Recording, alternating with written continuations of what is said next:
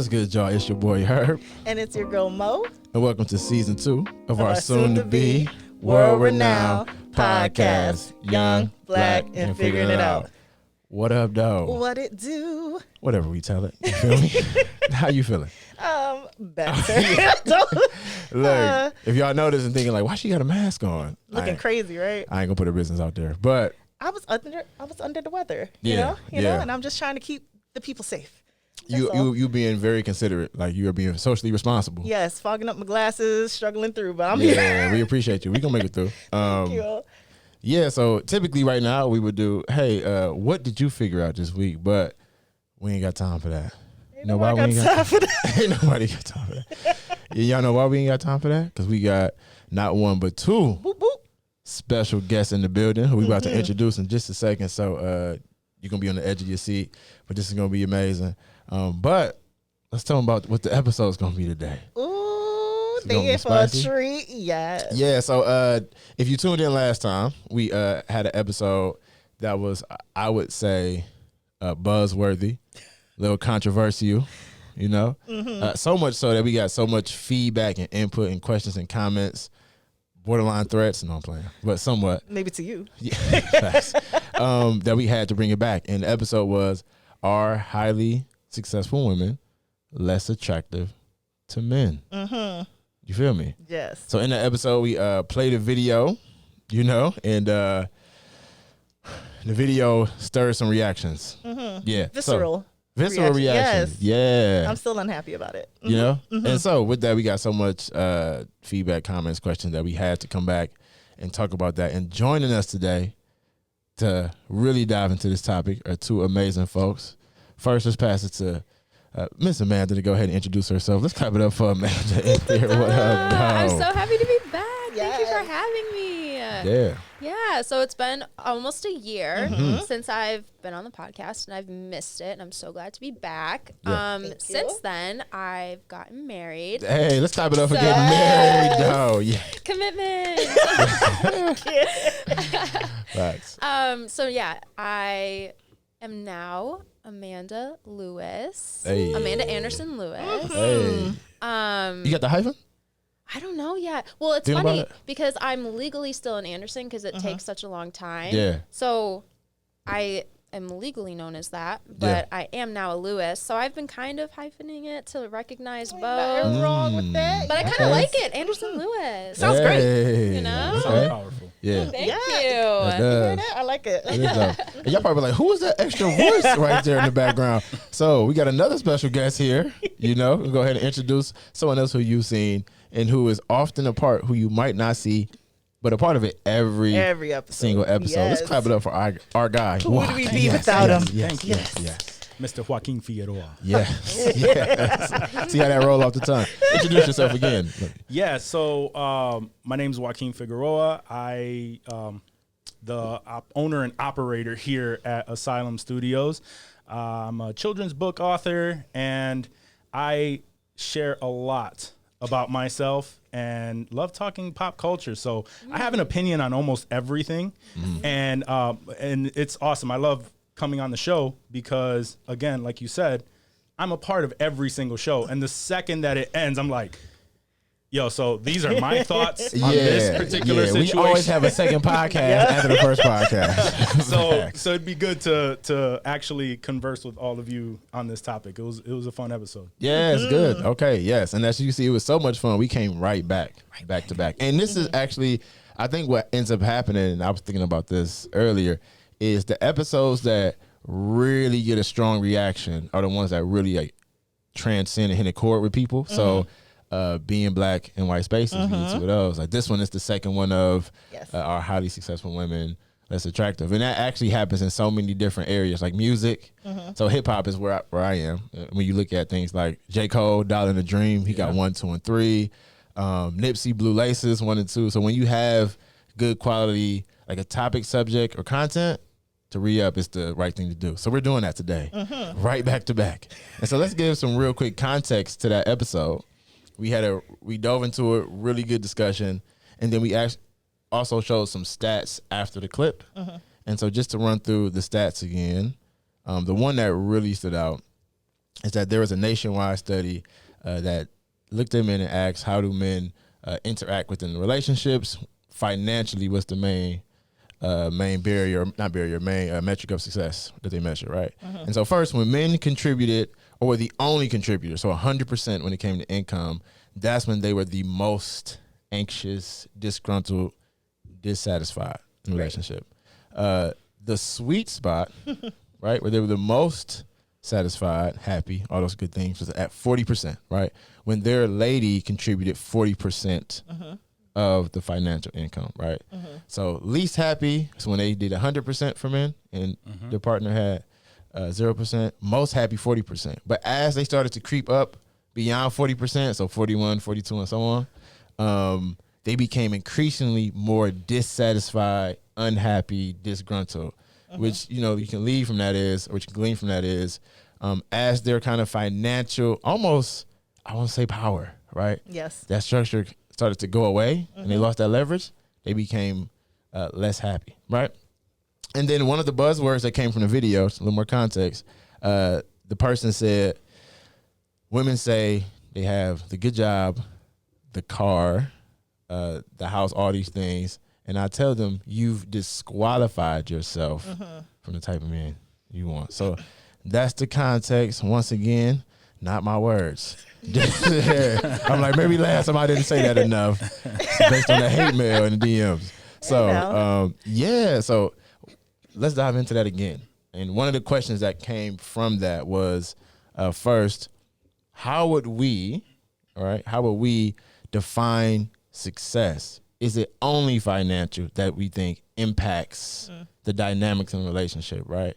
So, yeah, what do y'all think? Is it just financial that you think impacts the relationship? Or could it be that your partner, if you're a man and your partner is more vibrant, controls a room, all those good things, could that affect how the man might feel? I don't think that it's a specific thing where a man would feel a certain way. I think either partner, it's important that you date or be with someone who matches your values. And I'm trying to pick my words correctly here because, I don't want to say the wrong things, but I think it's important for you to be with someone who matches your values. And oftentimes what happens is, depending on that person's individual, because all of us tie success to something different, right? Right. And, a lot of people tie it to finances. Some people tie it to education, so on and so forth. All of that ends up being finances. Yeah. But if you are with someone that, that you've been with from, let's say, from high school, right? And we know that we grow afterward. You may not have the same views after a certain point. And they may say, whether it's the guy or the girl, they may say, they got out of a situation that I saw them through and now they done left me or something. Right. But and that's like the surface. That's something that's right up in the surface, but behind all of that, it could have been something completely different. Like, our conversations aren't the same. Like, I'm talking about empowering myself and putting myself somewhere else, and you don't even notice that you talk down to me in this way, whereas before I didn't notice it because we were both at a level. So and again, that could go either way because I've seen examples on both ways. But I think that on the surface, it comes off as it's because this person is became a boss or has a certain amount of money or became or some level of success, a certain level of success, where the other person just didn't elevate or didn't move forward, and then that caused a rift. But it's hard to see it when you're on the other end. I guess. No, I like what you're saying. Sense? Yeah, so you're saying there's like there's many definitions that could be into success, and underlying from that, which might cause a rift, is almost sounds like some level of jealousy or fear or something about the partner. Okay, and that's where communication is very important, because if one person isn't communicating that to the other, and just as important that other person isn't it's important that they are receptive to the information that has been given, right? Because when when I come to someone, right, and I say, hey, this is something that I really want in my life, and you blow me off, I'm not going to talk to you about that anymore. And in a relationship, it'll seem like oh, well, we never had that conversation. Well, I tried, and you shut that down. And then down the road, like you deal with it. And it may be while I'm going after that career that I've wanted or something like that. And then when I get to a level where I feel like, yo, I've reached my success and you still haven't gotten there, then it feels like, oh, they done kicked me to the curb. But there's a lot more things involved. That's good. And before I respond to that, how would you define, in the context of this conversation, like how do you define success, or what would you define success as that might contribute to some of this? That is such a good question.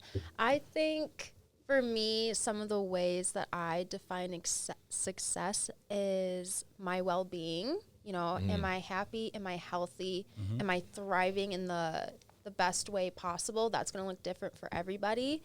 But I also think success, I preach a little bit on like emotional intelligence. It's like self-awareness. Am I able to identify my own emotions, my own mental needs? Am I able to look at somebody, my partner specifically, and be able to identify different things that I see and talk about those things?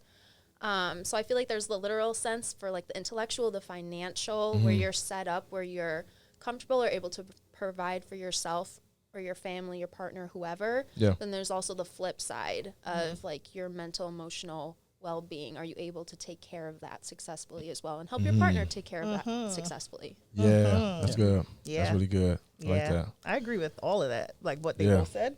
And I would just add like growth. Like if you are growing in different areas or all areas, because you can't really grow in one area and not the others. It all kind of interrelates. And your partner may not be. I think that's where the resentment comes from. Or if that partner feels like they helped you grow and it's now your turn to help them grow and you don't feel like it because you've grown so much, it's like you should be here. I think that's usually what gets in the way. But I think success really comes from growth. I almost think it does boil down to finances for this particular topic. And the reason why I think is sort of the measure for most men, because we've been conditioned to think that way, if like your value is really directly tied to your financial ability.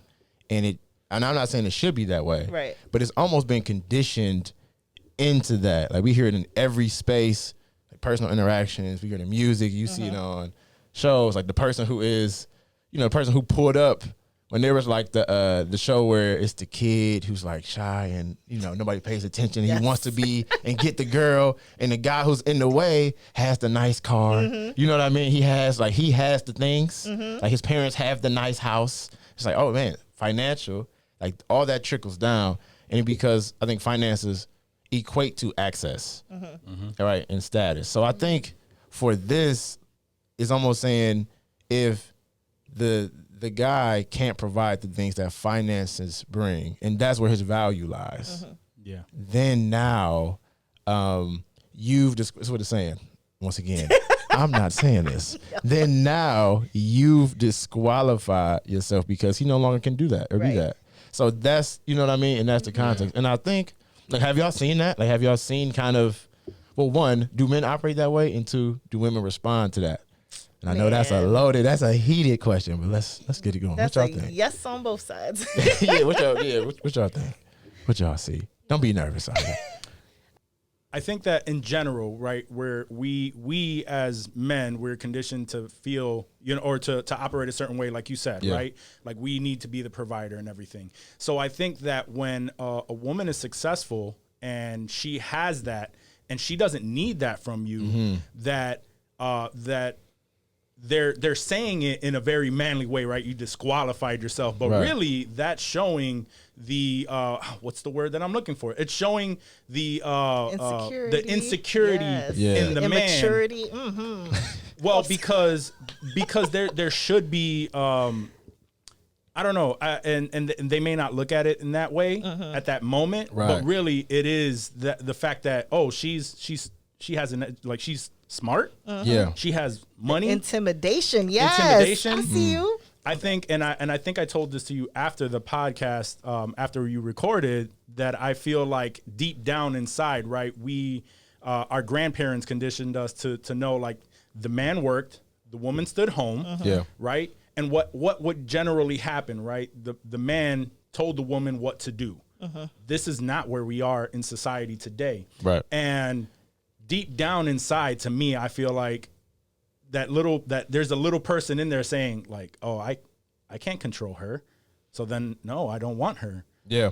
And I think that even though that's not like the straight up thought behind it, I think that's something that's programmed within. You know what I might be saying? So now it might. Well, really, it's the thing. It's not like you've disqualified yourself. It's like, no, you've disqualified me. Yes, right? Correct. Like I'm not. I don't feel like I am good enough for you anymore. You're not worthy. And I get it. And that is going to be the thought of someone who you probably shouldn't be with anyway. Who's been groomed in like a patriarchal society. So let's ask. So what do you think? This is good.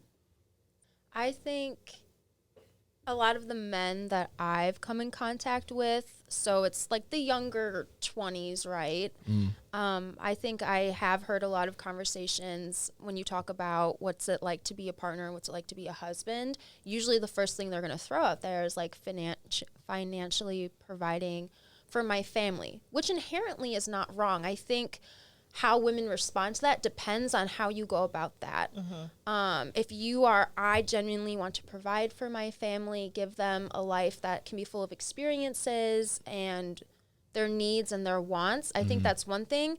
If you're, I'm going to provide for my family, I'm the end all be all, how you go about being that breadwinner, if you will, or that financial provider, I think is how women are going to respond. Right. And I think when we're talking about success, that goes for the same thing. Like if you are highly successful, if you're going around and you're treating people still with love and respect and compassion and whatnot, that's great. If all of a sudden your success comes and now you're viewing people as inferior and you're acting on that, I think that's where women respond. We respond more to like the emotional, your actions flowing out from it. I agree. Yep. Because like you said, is that the case? And I feel like the older generation of men is definitely the case. So the men I've come in contact with who are 40 and up are more aligned with thinking I have to take care of the family, and it's not coming from a more compassionate, caring place. It's coming from I have to prove, ego, pride, gotta show all these men that I got this type of mentality. And I don't find women of my generation to be like into that. Like we don't, it's not appealing to us because we're more or less going for what we want. You know what I mean? Right. Like look at Contagia, I don't know how to say her name, but my girl out there who just got on the Supreme Court. You know what I mean? Like we got goals and we're going for them. Yeah. And those men find that a little more intimidating sometimes. It's almost like, well, I mean, I'm not on that level, so so they disqualify themselves. But there are women that have been raised to be like, no, you know, I want to be more of a homemaker. I want to be more of like child rearing. That's my focus. Right. And I am looking for a man. But still, they don't want that patriarchal, like, I will control you, hurt you, make you feel less than. Like, they're looking for that balance. And I find men more like in the early 30s, late 20s are more partnership mindset. You know what I mean? Like they want a woman to be more 50-50. They want it to be more equal. And I think they understand they don't want that stress on themselves either. 100%. You know what I mean? It's like, I don't know. It depends. Yeah. You know, and I got to think about my own personal, like how I feel about, you know, because, all right, here's the truth. So on the last one, we just did a video not too long ago. And we asked a bunch of folks, mainly men though, like, yo, do y'all think this is true? Like, are highly, and unanimously like, nah. But when I look at the people who are on there, like, you're not in that situation though, like, you know. And so a part of me thinks like, if we survey 1 million men, 90% of them be like, no, that's not the case. But when you actually get down to it, it's like, but would you really be comfortable? You know what I'm saying? And I think the reason why we would say that is because it's so embedded into society. Like it's so embedded into our social context that we don't even know that we do it. For sure. But it comes out. Like it really does. Because even with me, I'm thinking like, man, what if I was coming home and like she made $200,000 more than me, and I'm just like, okay, like how would I really be able to handle that? You know? How would you? So I want to say, nah. I wouldn't care. Get the money. Do your thing. You know what? Make me a stay-at-home dad. But it's like, hey, I don't know. Because of, and not even because of our relationship, it would be the perception, I think. Like, I can even see right now, like, some of my family making jokes like, hey, dog, make sure you wash them dishes when you get home. And, you know, make sure you got that apron on when she walk in. I can hear the jokes, you know? So I guess what I'm getting at is, it sounds good, but I think that societal pressure would make it to where it's like, how will we operate? Because I think that's where a lot of that comes in. If society looks at you like, nah, you're not really a man. Yeah. I'm in air quotes if you can't see me. Right. But how much of that is like really the societal pressure, and how much of that is the inner struggle within the individual who thinks there's a societal pressure, but really it's in your head that people are judging you in a way. Because they're, you know, I have friends, and if I was in that situation, I would love to say yes. Like, I would love for her to be the breadwinner. If it works out that way, I would 100% do it, but I cannot stay home and not do anything. Yeah. I would need to, yes, like if I'm taking care of the kids while she's at work, cool, that's perfectly fine. Once you get home, though, I need to work on something for myself. And I need to feel like I'm contributing in some sort of a way. Can I be that person who is 100% taking and not contributing like at all? I'm not going to lie. Even though we would talk about it, we would get it done, it would be rough for me to do that. And there's no problem with saying that, you know, right. But just know that you need to work on something, whether it's, you know, I go to school afterward, you know, and I take some online classes. I can't be there full time, but I'm taking some sort of steps to move towards something. Yeah. I can't be that person that is just like, you know, oh, well, I raised my kids the last 7-8 years and now I'm ready to jump into the workforce and now I'm struggling. You know what I mean? Like, it just, sure. I wouldn't be able to do that. I wouldn't even know what to do with time right. off. Like, I'm just that type of person. I always have to do something. Yeah. So it would be a struggle for me for sure. Yeah. Not necessarily the fact that she's making the money, but more so that I'm not doing anything. Right. Like, that's a level of fulfillment like you personally would need. And I feel like some men get almost competitive. Because how you guys get competitive with each other all the time is like the way I think a man would look at his partner and see like, oh, so you making all this. I got to make sure that, you know, because I need you to see me just as strongly as, you know, that's really what the driving force would be, which isn't a bad thing. But I feel like a lot of it has to do with how you view it, how you feel about you, and then how they're making you feel about you. You know what I mean? Like, there's a balance. You know, it's so much into what you just said. And I want to ask Amanda, because you, I think, well, we got two folks who are here, partnerships, but Amanda's the only one married. You know what I'm saying? Shout out to say you being married. I want to know how, like, the communication and how maybe, like, did you all have this conversation in some type of way, whether it be indirect or direct? We definitely did. That was one lengthy conversation we had before we got married, and I feel like it's a good conversation to have with your partner before you contemplate being in a lifelong commitment. I am someone personally where I come from a single mom household, so I constantly saw my mom do both, be the breadwinner, financial supporter, but also be the one that does the cooking and the cleaning and whatnot. So that's something where I've never had a problem with and kind of have always envisioned myself as being like the nurturer almost, take on that role. And that's something that genuinely brings me joy. Like, I can't help but take care of other people. Right. So that's a role that I chose for myself and that Isaiah and I agreed on. Whereas for him, he is very, very driven. Not that I'm not, but he is like you, or he's someone where he can't not be doing something. Yeah. He has lots of goals for his career, and so he has to be moving towards that. And so we naturally fell into, he will probably, for at least a little bit, be like the main financial supporter, and then I'll take care of things on this end. And that's what works for us personally, and that's agreed upon, which I think is very important, because that you agree upon those.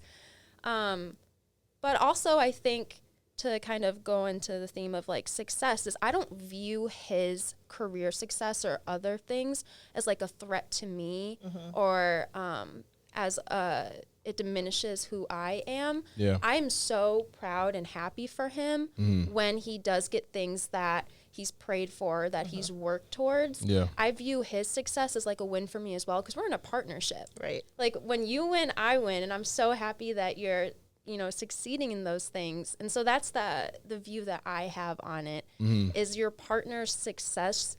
It shouldn't be a threatening thing for you. And if it is, I think that's some inner work and some discussions that you need to have. Question with that: do you think if the roles were reversed, like what conversations would you need to have, or how would that, how would that work? So say like tomorrow you got a call and it's like, hey, we want you to work at the White House, and you know, whatever. How would that thing affect your relationship? And then what kind of conversations would you have to have? You think? So Isaiah and I have talked about this as like hypotheticals. Ooh, okay. We are both, but him specifically, he's so secure in himself, in the role that he plays in our relationship, and the leader he is in our relationship, that if I were to make more money, he is good. Like, it does not, again, like threaten him or make him feel diminished. Would it be weird? Probably, because we haven't encountered that yet. Right. But again, he is so secure in who he is and in our relationship, where as of now, again, things might pop up when you're in it. Things are always different in the hypothetical. But right now, he would not view it as a problem. And he knows how I've struggled to jumpstart my career and get my career going. So I feel like him seeing that would make him even more happy for me. I get that. If that makes sense. He'd be like, okay, finally, like, go boo. Let's make it happen. Okay, I love that too. And I asked because, man, you mentioned competition. And that is like, that's so true, you know, and because we almost are like wired that way. When in society, traditionally, right, the way men are pushed to succeed is like, yo, I bet you can't make that shot. I bet you can't. It's like challenge, like to compete. Like that's how you're pushed. Yeah. And so we're wired that way consistently. So if a lot of your success is driven off challenge or competition, it's hard to separate that in a relationship unless it's like you're intentional. Right. You know, because it's just there. Right. That negative criticism sometimes like will boost you guys to like go and achieve more and do, you know, like outshine. Yeah. When I don't feel like that works for women as much. Like it never worked for me. Like, you got to hit me with the positive criticism or I'm never going to, you know, strive for more. And I think sometimes that dynamic, if you deem a woman a little more successful, can become problematic in that relationship. Yeah, because you compete now. And I think this all goes back to, and this is where I think the floor of this conversation rests is in patriarchy, I really think. And I think patriarchy is like another example of how society has kind of made life a zero-sum game. Like it always has to get back to zero. So if somebody starts to win more, somebody else obviously has to lose more, you know? Yeah. And the same thing with like race and racism. Like, okay, these people can't win so that these other folks can win. Right. Patriarchy, or the women can't win so the men can win. It's set up that way. And I think that is where all of this kind of stems from. Someone asked this question. This was actually good. Let's talk about this. So they listen to this. I won't say their name. They didn't give me permission, even though I wish I could because they was a good person. They said, why is it that men can say, once I've accomplished this, whatever this might be, then I'll be ready to get married, and I expect that I can do so. But women often aren't able to do the same thing. To say, once I've accomplished this, then I will look, right? And almost are shamed in a way for like not being married or not finding a partner as they expire towards success, right? And I'm assuming what they're saying is, does that add to the less attractiveness of that? From what I hear, men will say like you're no longer in your best childbearing years. You're not young enough anymore. So like you're not ripe. I don't want old fruit is what I've heard men say. And I'm like, wow, because I can't give you children in the way you'd like, or I'm not, 20 anymore. Somehow I'm no longer good. Like my wisdom doesn't add value. My credit score doesn't add value somehow. Hey, shout out to your credit score. But honestly, I'm gonna need you to co-sign some things. I ain't gonna lie.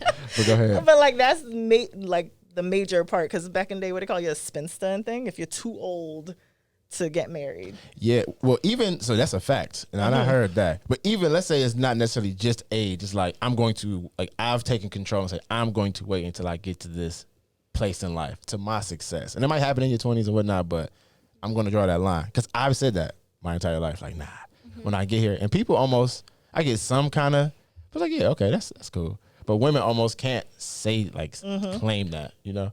I think that's just something that they've heard their entire lives, and that they're now, that's again subconsciously in their minds. Because if we look back in like the 50s and like that's exactly what it was. It's like if you were a woman and you weren't married by a certain time, you were looked down on, like there's something wrong with you. And while that's not true anymore, I think deep down, that's just something that we've heard our entire lives. And then to go back to your point, how you speak to individuals who are your age and you see a big difference. Why? Because they're generally raised by people my age who started the change of like now we're a little bit more equal, even though we are fighting that, you know, what we've heard from our parents, but we also picked and choose. Like, I didn't like that about my mother or my father. And I choose to change that,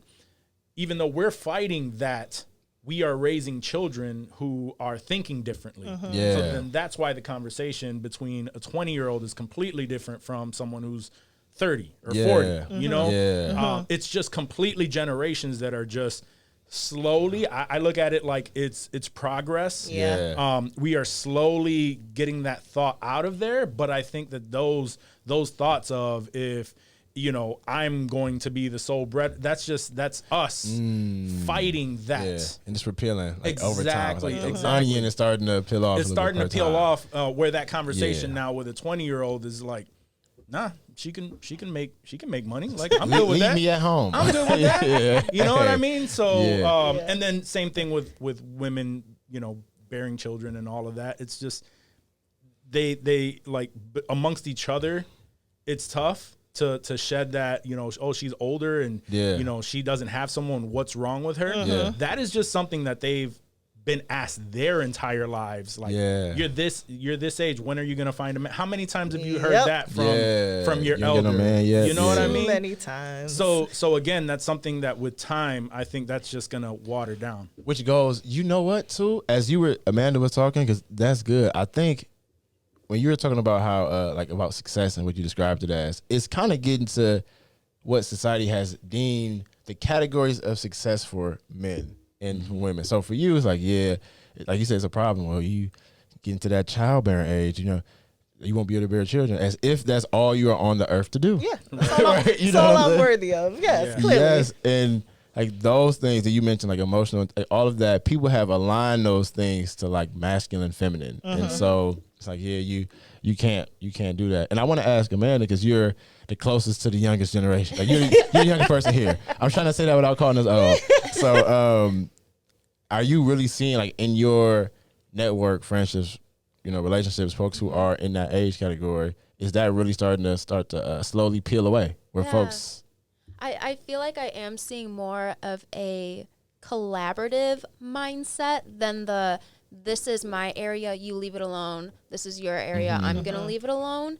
And I think that's so important. And I honestly do think it's because the divorce rate is so high that my generation is really, just from conversations I've had, I can't, speak for the entire Gen Z, but I think we are really like determined to change that statistic, and we're not willing to enter into relationships with, like how you guys said earlier, that aren't, aligned with our morals, or if you're going to act that way that I can't, be successful, or if my success is going to be threatening to you, then I will go and like commit myself to someone who's not. So I feel like there is more of that collaborative. We're looking for people that are willing to be collaborative.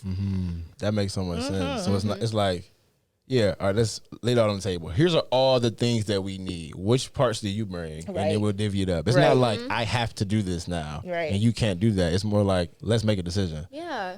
I think that's dope. Yeah. Because I did not grow up that way. I would tell you, it was like, nah, I mean, we're having this conversation, and I can say that even like 10 years ago, my thoughts on this would have probably been different. Same. 20 years ago, definitely. Same. Like, and I think a big thing that people need to realize is it is very important that you just be open. Yeah. Open to change, open to communication, open to figure out like what within you is threatening about this. And no one looks within. They seem to just think that, no, this is what I want, and I'm going to get what I want. And you know what? You might get what you want. However, it's going to be a long road for you. You know, you're going to be in and out of relationships. You're not going to find exactly what you want. And maybe you'll find that down the road, or maybe you just got to a point where now you're willing to compromise. Yeah.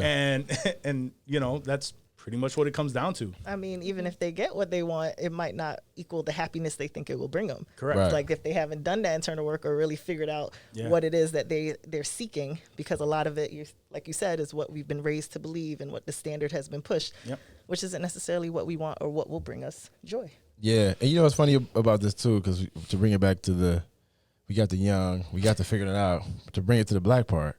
This actually, like how I did that. That was actually great. Yes, we got all aspects.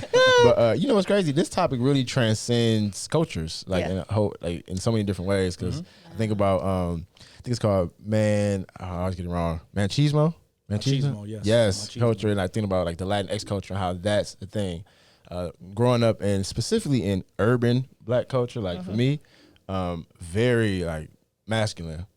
You know, it was the patriarchy was real in that space. And then even as I see folks who are more white, and white is so undefined, Italians got all of that, but white in general, right? It's actually the same thing. And it's I think it's just more, it's not as drawn out or visible because white is kind of embedded into this, but don't get me on a race preach right now. But anyway, but I think I speak for black culture in general. I think that is, like, that's one of those things where because we've almost been forced faster to think about this in a different way because of so many things in society that have, like, created where the man couldn't be there even though they wanted to be. And even though men are about and present in our culture, but things like, you know, the mass incarceration, drugs, and all of those different things kind of took it out to where women they had to be the breadwinner, because you had a line that was hilarious in the first one of these, part one. This is part two now. You was like, we supposed to wait and do what? Like, you was like, what are we going to be waiting for? But legit. And yeah, they could not. How? So we had to think about this in a different way. Come back to nothing. What are you really expecting? Yeah, yes. For real. So I'm wondering, like, and specifically for you being Puerto Rican, so Hispanic culture, and then also, like, in general too, because which I love, you weave in so many different cultures, really black and white culture, which is great. Do y'all see that too? Like, what do y'all see with the differences racially when it comes to this? So actually, it's crazy because I feel like I haven't had as much cultural exposure. So for those of you who don't know, I'm adopted. I come from like a single mom my entire life, and my mom's white. So I didn't even get to see like a regular white couple marriage balance, like the traditional what that looked like. And so that's something I'm still learning. You know, marrying into Isaiah's family with his dad being black and his mom being white, and kind of seeing the different dynamics in that in their families. I feel like that's where I'm doing a lot of my learning. But yeah, so I really haven't seen it too much culturally, but I want and I need to learn more for sure. Yeah, you know, we want to put all his whole family business out there. But it'd be cool one time to have him on the podcast, talk about the dynamics in that with the two different cultures. Because I know, you know, Pops definitely comes from traditional, when I talk about black culture. For sure. So I would love to, we ain't got to spill all his business, right? But it'd be cool to talk about that at some point. But in my household, I definitely, I've noticed within not just my household, but my family, like the entire family. Yeah, talk about both, like how you grew up and now. Yeah, right. Talk about that. Growing up, my father was very much the head of the household, and because financially he provided, he also felt like he could do whatever he want. Whatever he wanted at that time. But now growing up, I realized that my father was 17 when he had me, And a lot of the choices that he made, I can see now from a different lens, thinking like, man, I was this age when he did that. I don't agree with a lot of things that my father did growing up, which led me down a different path, right? Mm-hmm. I'm the person that I tried to learn from that. I haven't escaped all of my, the past traumas that have, that I've experienced, but I've acknowledged this is where this comes from. This is where that comes from. And then when I have certain feelings, I stop and I think like, where did this come from? But that's just my personal journey. Yeah. So and my mother, he put her through so much. I have 7 siblings, only one of which where we share the same mother and father. And all of this happened. My parents didn't split until I was like 17. And all of us are like within 3-5 years apart of each other, kind of thing. So you can just tell how my father treated my mother. And it was so traumatic to her that they've been broken up since I was 17. I am now 38. And she has not been with a man since then. Because she just feels like everyone is like this. I don't want any part of it. I'm better by myself. Right. You know what I mean? So that was the dynamic from just my household.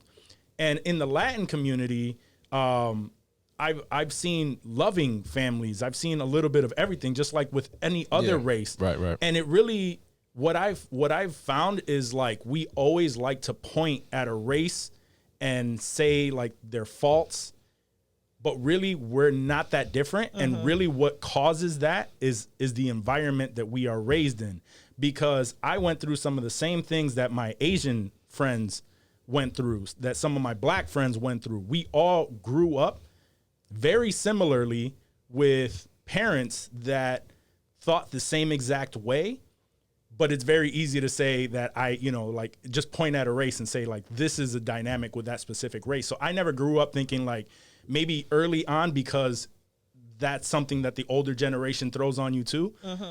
But as I've grown up, I think, we're the only difference between us and like that white family is they haven't experienced a lot of the hardships that we did that made us respond a specific way or live a specific way. And that fell into the relationship. Same thing. But also there, it comes down to, I guess, certain privileges. You know what I mean? Yeah, and I think it goes like, so race being a construct, like a made up thing. Like race, the implications of race are real. But yes. It's like culture, the culture that comes from the race and shapes those things. So it's like the culture, what you're saying, and what I'm hearing is like we are very alike, but because of how our culture shapes our upbringing and environment, produces how people interact and do things. Like relationships, family dynamics, all those different things. All of those which things. makes sense. Yeah, I love that. And I want to bring up one more point. I ain't go. This ain't the time where I get us out of there. You never know when it's coming.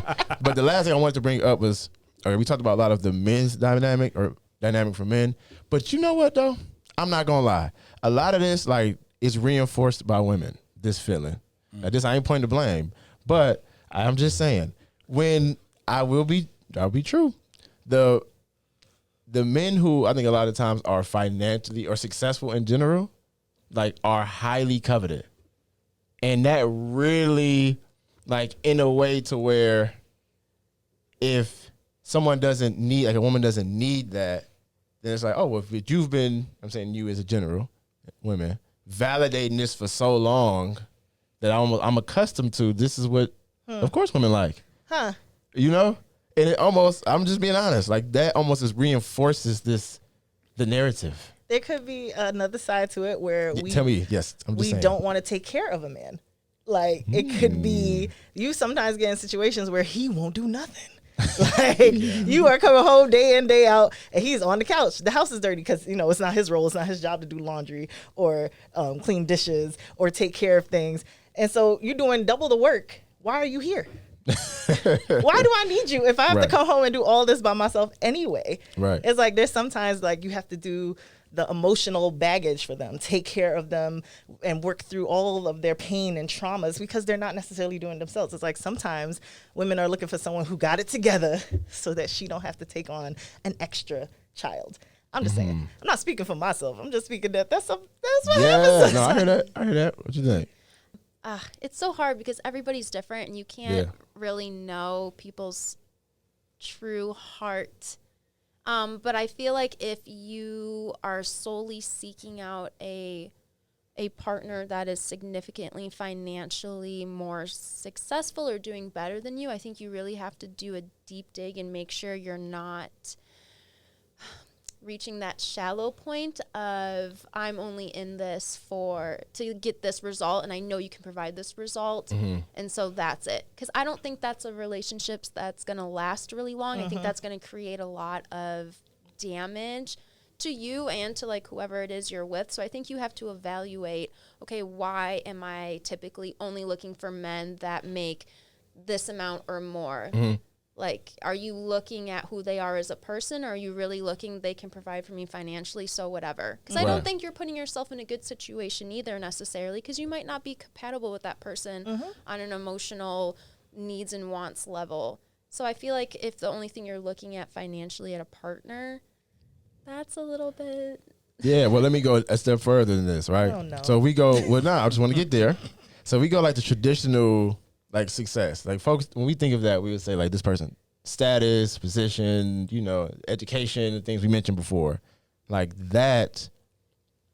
Those things, to me, they are elevated. We talk a traditional, cisgendered, straight relationships, right? Are elevated by women, and things like this is generalities. Things like emotional intelligence. Things like, this person will hold the house down to do that. That's not really elevated as much. So it's like when that's not coveted by somebody, for somebody who doesn't need that, like they're not looking at those traditional aspects, thinking about other things. John's like, I wouldn't want that because it's like a conditioned thing. Like I'm sought after because of these traditional. That's a good point. I feel like I've heard men wanting that, but it's so underrated because they don't want it until they got a woman. You know what I mean? Like, so they'll look for... What's that? What do you... Like the IG model type. They'll look for the most grandiose looking girl who has all the shape in this. And then they'll say, like, I just want some peace at home. I want someone who, like, provides that for me because they don't need the money from her. They don't need certain things. They want that level of, like, security or safety. I've never actually heard anybody else say that's what they're looking for, but you hear it once they're in a relationship because no one talks about it. No one thinks about, like, unconsciously, that's actually what I value. That's actually what I desire. You don't realize it till you're kind of in it. And then is the flip true? And then you realize you ain't got it. Is the flip true? Like women are looking at those things? Because you didn't answer that. I know, because I'm saying I've only ever heard men say that. I've never actually heard a woman say that. Like, hey, I want somebody. Oh, you've never heard women say, I want somebody who, the car, the house, the status, the position. The undervalued parts. Oh, okay. I got you. Yeah, I think as women, like even growing up, when people would talk about, oh, you have a boyfriend, like, what does he do? What kind of car does he drive? Like there was never an emphasis on how is he treating you? Yes. And if he's treating you this way, like that's toxic. You got to get out, girl. There was none of that conversation. It was always materialistic. If he's doing this, then he's a good fit. It was never, when I'm having a panic attack in the corner, is he going to come over and console me and let me know that everything's okay and create that safe space, which I would argue is just as equally important as bringing home a check and paying rent every single month. Yes. Because at the end of the day, what happens when you guys go broke and you're living in a box? If that person isn't treating you right and isn't making you feel safe,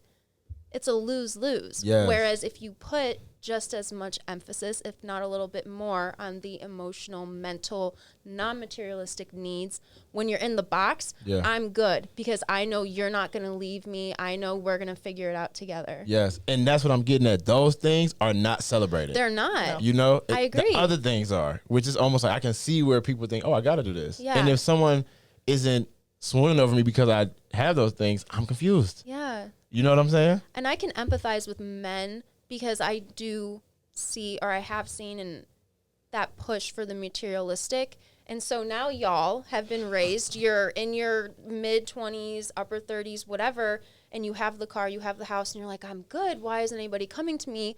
Well, now there's this push on the other end of, okay, well, are you emotionally available? Can I tell you? So now it's like, y'all have to learn how to relearn it. to do that emotional thing. And it's hard. I mean, Isaiah, him and I have been in a relationship for almost 5 years, and he just came around to like empathy and how to express empathy and how to, you know, console me and console others. That took him a while to learn, and I'm thankful he learned it. So I empathize with you guys, because here you are thinking you're doing everything right, and now you're hearing from women, well, I need this too, and you never was told that. So now you have to relearn it, and it's going to take a while. But I think conversations like these and being able to be honest, like how you were saying, you're able to, okay, where's this coming from? Where can I trace this back to? I think that is half the battle.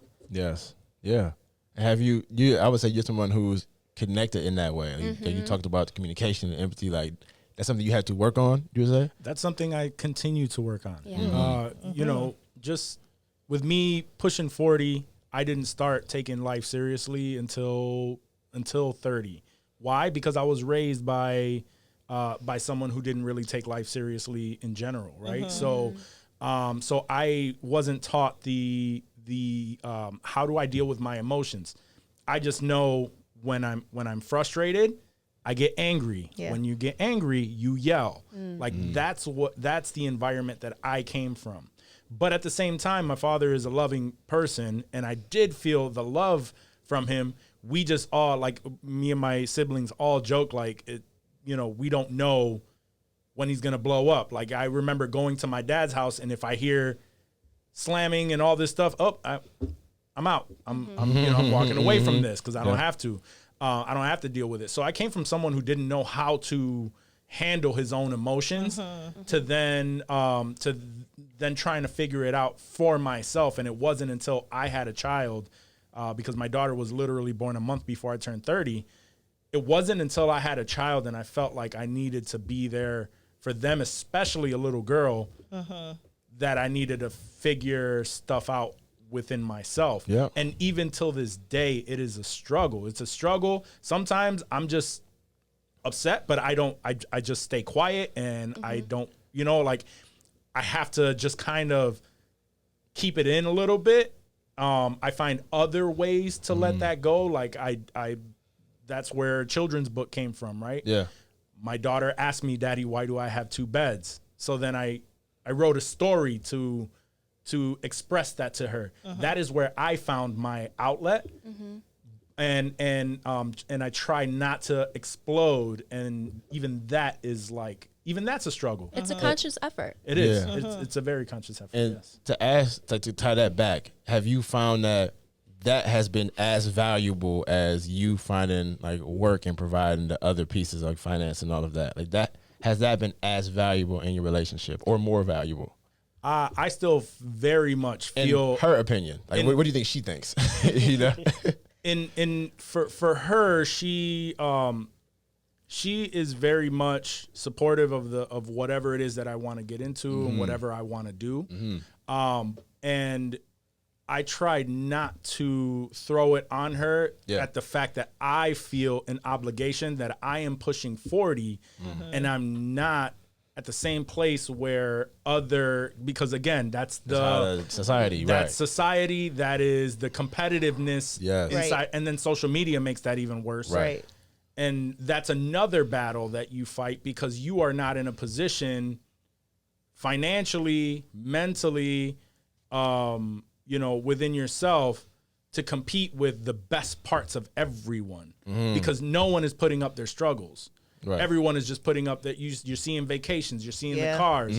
I don't have any of that, right? So it's like, to kind of bring that back, it's like I deal with those things and I want to be that provider, and I constantly have to tell myself, like, yo, you're doing better than you were 2 years ago. You're doing better than when you were living in your family's basement. Yeah.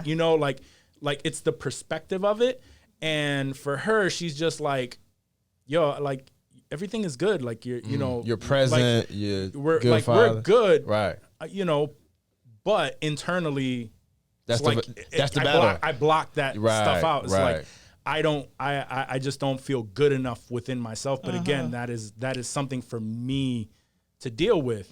But I feel it, you know. I feel that pressure. And that's what, go back to what you all were saying, like that's the struggle. Like what he's describing is that's the tension, right? Sure. And so that's where, you know, men like, well, and a lot of men won't go through that. They'll say, well, you've disqualified yourself now, you know, because now it's like, you don't need me to do that. So they won't work through that. They'll just be like, oh no, you disqualified yourself. Right. Versus being honest, like, nah, I just ain't got it. Yeah. You know, you got it. Not even, I don't even got it. Because you can have it, but she just got it more. Yeah. You know, nah. And that is, and to that point, just the last thing I would say with that is like, I've seen, this ain't the trick neither. You waiting for it? I trick people when the show ends. They have no idea when it's coming. But I'm letting you know now. But there's this point where I haven't done a ton of real relationships. I've been like pseudo, but it was when I was in the pseudo relationship. It's just being real. And it was like I was never a horrible person because I'm not, but not present. And the friends was like, well, I don't know. You know, he about to be, you know, he doing this, he's successful, he got that, so you better just make it work. And as I'm thinking back, it's like, nah, that's terrible advice. Like, if I'm not present, you know what I mean? I'm not providing those other things. Sure. And that is almost like, but that goes back to this. Right. All right, is he providing those other things?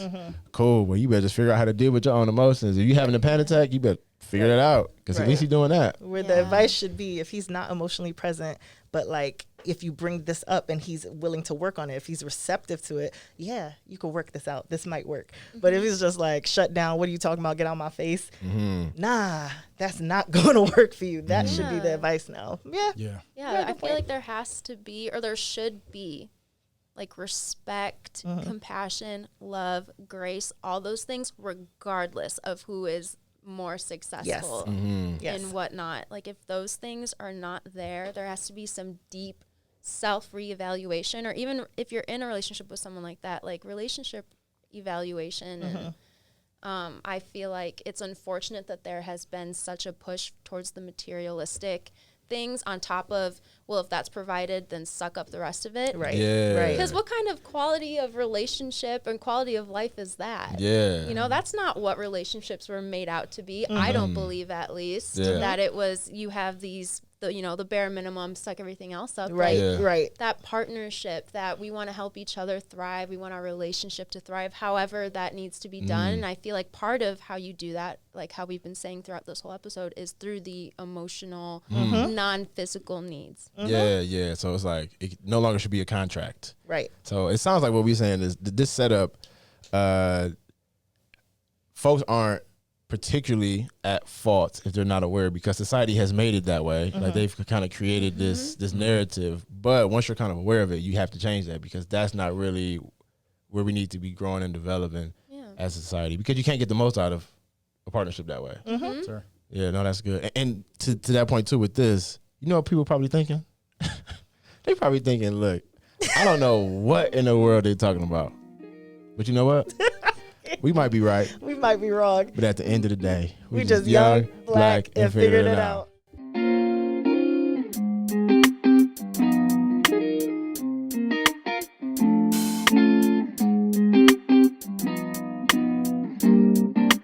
GC on the track, boy.